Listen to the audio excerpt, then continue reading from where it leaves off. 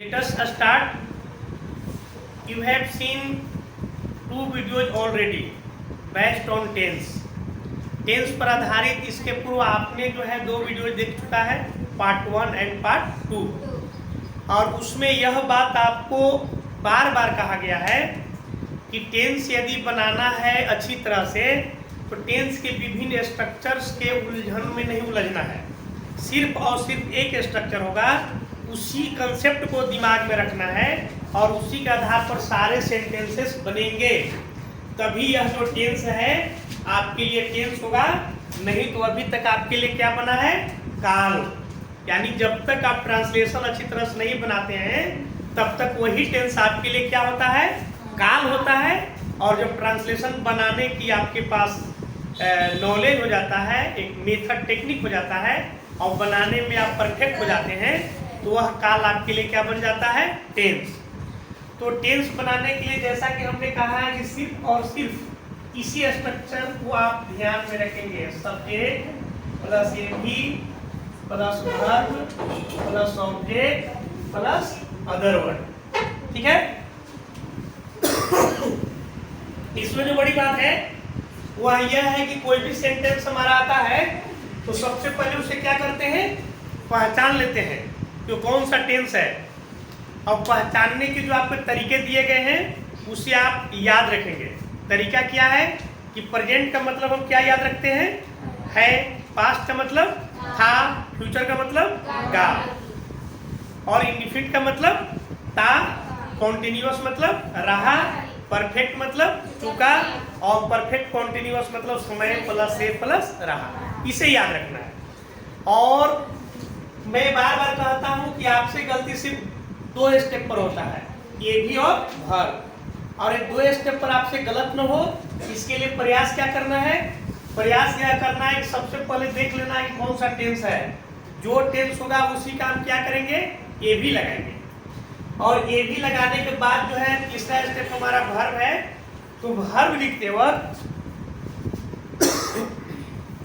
हमें इस बात का ध्यान रहे कि अगर कॉन्टिन्यूअस ग्रुप का है, कॉन्टिन्यूअस मीन्स कोई भी कॉन्टिन्यूअस जो केवल कॉन्टिन्यूअस हो या परफेक्ट कॉन्टिन्यूअस, यह बात आप ध्यान से दिमाग में रखिए कि कॉन्टिन्यूअस शब्द अगर होगा तो वहाँ वर्ब का हम भी4 रूप लगाएंगे, यानी आईएनजी जोड़ेंगे।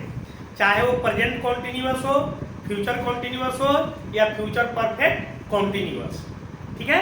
और अगर परफेक्ट होगा तो क्या लगाएंगे, भी3 लगाएंगे, कोई भी परफेक्ट हो ना। जैसा कि अब आप देखिए ये सेंटेंस है, राम तुम्हें पीट चुकेगा, ये सेंटेंस है ना, राम तुम्हें पीट चुकेगा। तो पहला काम ये करना है कि आप इसको आइडेंटिफाई कर लीजिए कौन सा टेंस है।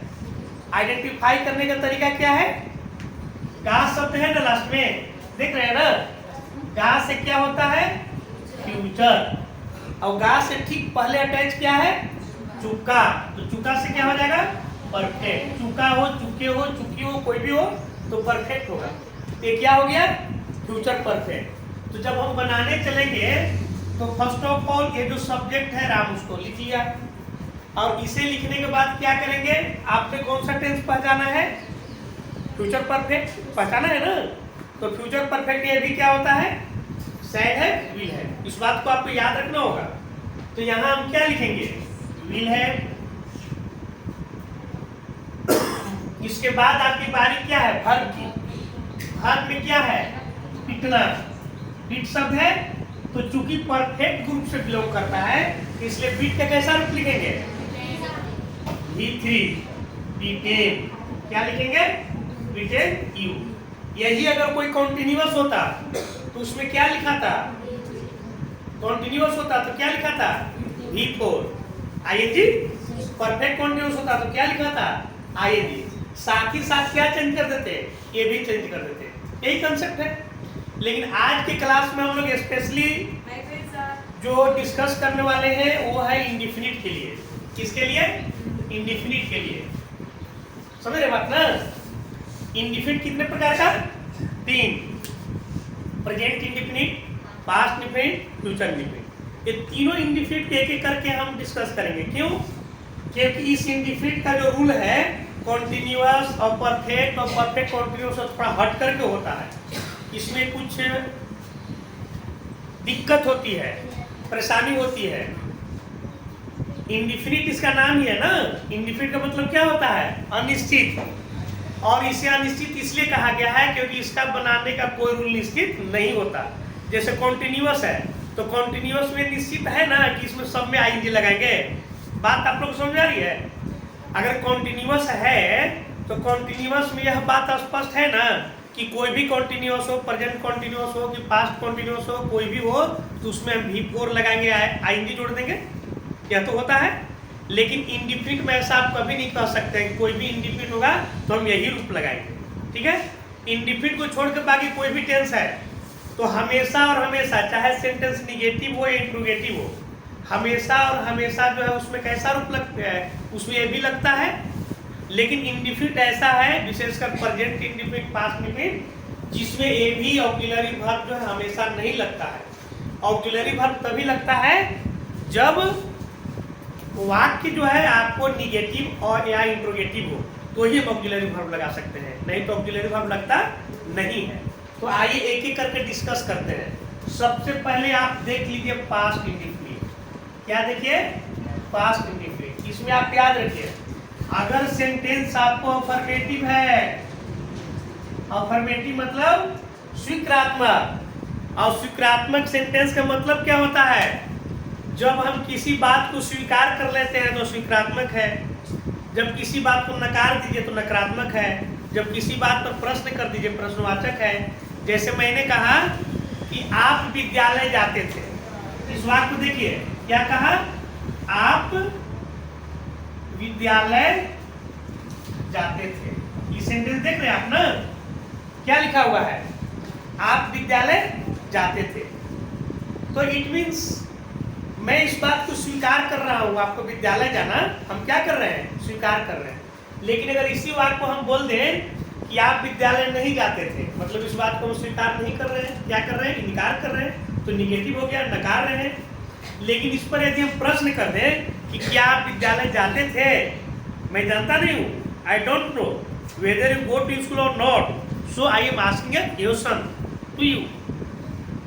हमें पता नहीं है कि आप विद्यालय जाते हैं कि नहीं जाते हैं, हम आपसे पूछ रहे हैं कि क्या आप विद्यालय जाते हैं, तो यह प्रश्नवाचक हो गया।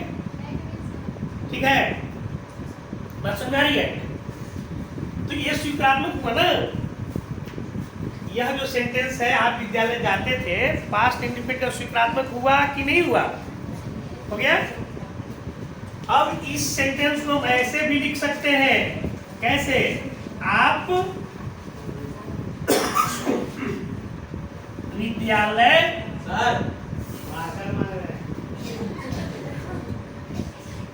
आप विद्यालय गए। ठीक है? नहीं है बोलना। ठीक है? आप विद्यालय गए, बस समझ आ रही है? ये भी पास्ट इंडिफिनिट है, ये भी पास्ट इंडिफिनिट है। बात समझ आएगी ना? पास्ट इंडिफिनिट का एक ये जो पहचान है, था से पास्ट टेस्ट इंडिफिनिट, इसके अतिरिक्त एक पहचान ये भी आपको हिंट्स किया गया है ना कि किसी भी वाक्य अगर यहाँ से, ई से, ए से हो तो वह सेंटेंस भी किससे बिलोंग करता है?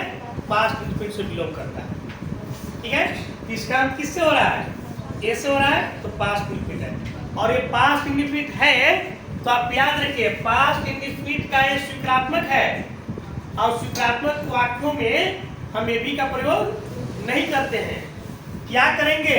याद रखिएगा, इसका जो ए भी है डीड, इसका प्रयोग हम नहीं करेंगे और डायरेक्ट V2 का यूज कर देंगे अगर वाक्य स्वीकारात्मक हो तो। जैसे आप विद्यालय गए, इसको हम कैसे बनाएंगे? यू। ठीक है? और ये क्या हुआ? जाना, जाना के V2 वेन। ठीक है? क्या होगा? वेन। देखिए, एक बात मैं आप लोगों को बार बार कहता हूं कि अगर आप अच्छी तरह से टेंस का सेंटेंस ट्रांसलेट करने के लिए सीखना चाहते हैं तो आपको तो कुछ क्रियाओं के रूप को अच्छी तरह से याद रखने होंगे, पहचानने सीखना होगा। पहला स्टेप है पहचानना। यदि आप पहचान नहीं पा रहे हैं तो सबसे पहली आपकी जिम्मेवारी बनती है कि आप पहचानना सीखिए, अन्यथा आगे आप नहीं जान पाइएगा। तो जब आगे नहीं जान पाइएगा तो आगे पढ़ने से क्या फायदा। पहले पहचानिए, पहचानने का आपको बहुत आसान ट्रिक दिया गया है फर्स्ट क्लास में, फर्स्ट वीडियो में, उसको आप देख लीजिए। नहीं, यहाँ हम पहचान बता नहीं रहे हैं, यहाँ हम बता रहे हैं कि the sentence belongs to past indefinite, how can you translate. अगर सेंटेंस पास्ट इंडेफिनिट से बिलोंग करता है तो आप अनुवाद कैसे करेंगे, डायरेक्ट ये बात मैं बता रहा हूँ। तो इसमें याद रखना है कि सेंटेंस पास्ट इंडेफिनिट से बिलोंग करता है और अफर्मेटिव है, तो ये भी जो डीड है उसका यूज हम नहीं करेंगे। सुन रहे बात आप लोग, उसमें हम डीड का प्रयोग नहीं करेंगे और क्या करेंगे, डायरेक्ट वर्ब का प्रयोग करेंगे। अब वर्ब का कैसा रूप, दूसरा, तो वही हुआ कि यू, ये भी नहीं यूज करना है। दूसरे स्टेप पर जहाँ ये भी है इसको यूज नहीं करना है। डायरेक्ट बारी आई वर्ब की, तो वर्ब है जाना, इसका भी तो क्या यूज करेंगे, ठीक है।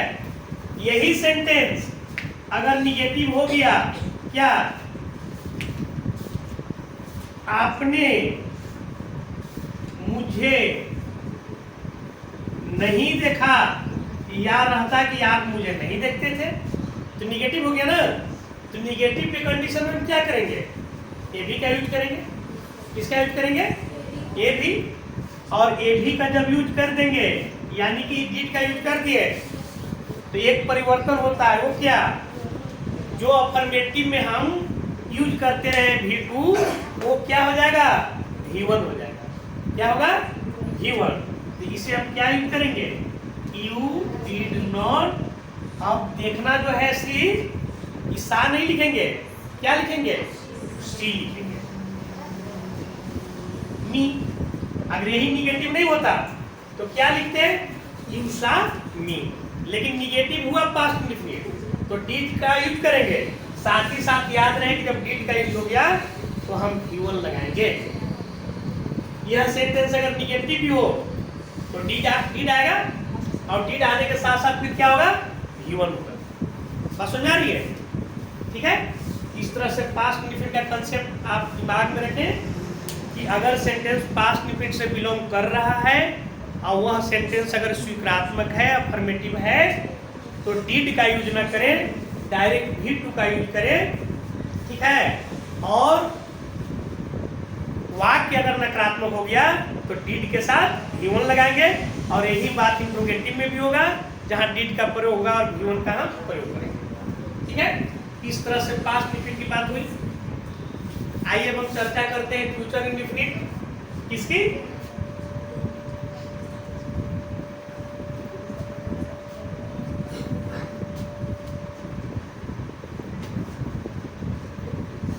देखिए जैसे ही वाक्य अगर फ्यूचर इंडेफिनिट का हुआ, और जैसा कि आप जानते हैं कि कोई भी वाक्य फ्यूचर इंडेफिनिट से बिलोंग कब करेगा, जैसे यहां देखिए, वह तुम्हारी सहायता करेगा। यहां आप देख लीजिए बात को, फ्यूचर इंडेफिनिट होने के लिए कंसेप्ट है कि सेंटेंस को फ्यूचर से बिलोंग करना चाहिए, और फ्यूचर से बिलोंग कर रहा है कि नहीं ये डिसाइड कौन करेगा, क्या है ना। कहां से क्या हो गया, फ्यूचर। अगर कोई वाक्य फ्यूचर है और उसके पहले अगर रहा शब्द है तो फ्यूचर कॉन्टिन्यूअस हुआ, उसके पहले चुका शब्द है तो फ्यूचर परफेक्ट हुआ। और अगर रहा और चुका दोनों में से कोई नहीं है तो वह जानते क्या हो जाता है, फ्यूचर इंडेफिनिट। जैसा कि यहाँ देखिए गा है, लेकिन इसके पूर्व न रहा है और न चुका है, इसलिए फ्यूचर इंडेफिनिट हो गया। ओके, अब इसमें क्या करेंगे, जब वाक्य फ्यूचर इंडेफिनिट होता है तो इसका ये भी क्या है, याद रखिए फ्यूचर इंडेफिनिट है तो इसमें ये भी के रूप में क्या आता है, ऑक्सिलरी वर्ब के रूप में शैल और विल। जनरली आपको याद रखना है, पहले भी इसकी चर्चा हो चुकी है कि फर्स्ट पर्सन अर्थात आई और वी होगा तो क्या प्रयोग करेंगे, शैल, नहीं तो सबके साथ विल का प्रयोग करेंगे। और इसमें हमेशा और हमेशा V1 का प्रयोग होगा।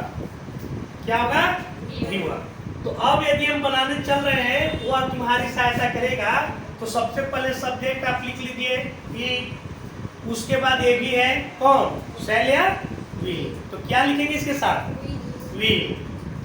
व्हील के बाद ए भी के बाद डायरेक्ट जो है वर्ब लिखा जाता है। तो वर्ब क्या है, सहायता करना।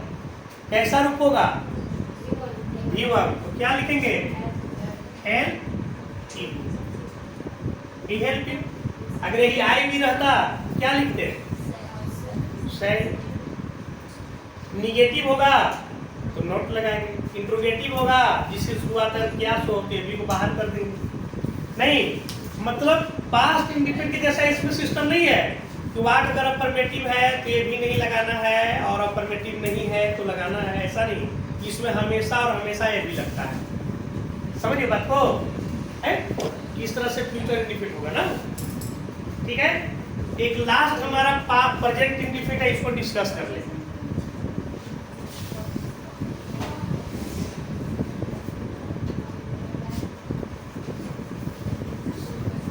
देखिए प्रेजेंट इंडिफिनिट में हमें याद रखनी है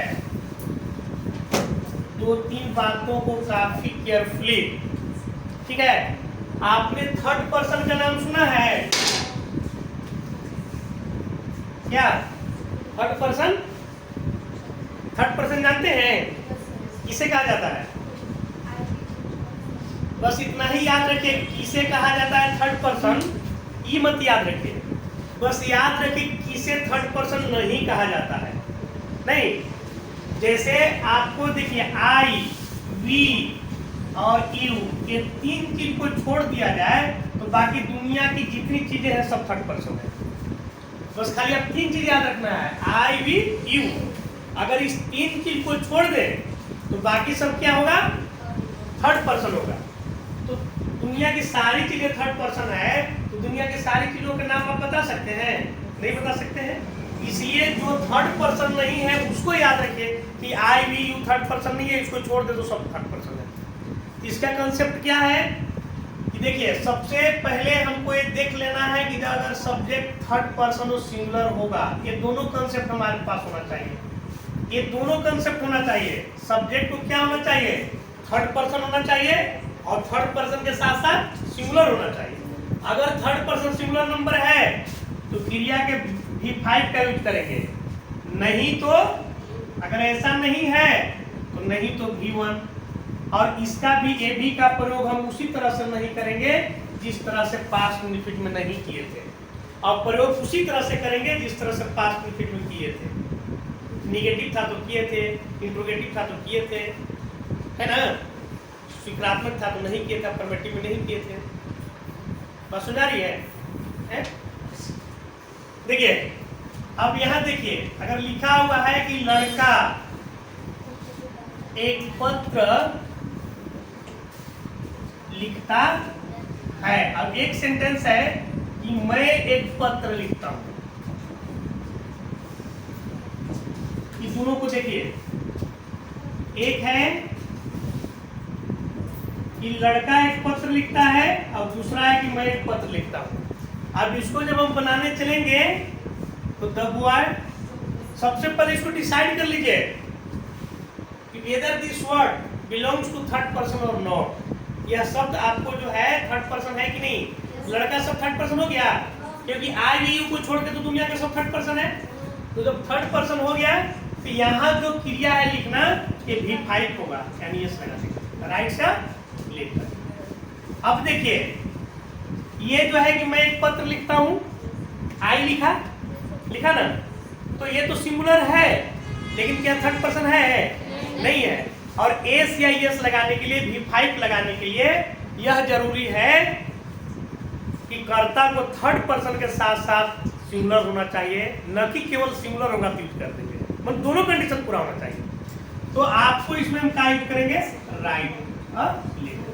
ठीक है, ठीक इसी तरह देखिए जहां पे V5 का यूज हो रहा है, जहां पे V5 का यूज हो रहा है वैसा सेंटेंस अगर निगेटिव हो गया तो फिर हम क्या यूज करेंगे, डज, और डज के साथ फिर V1 हो जाएगा।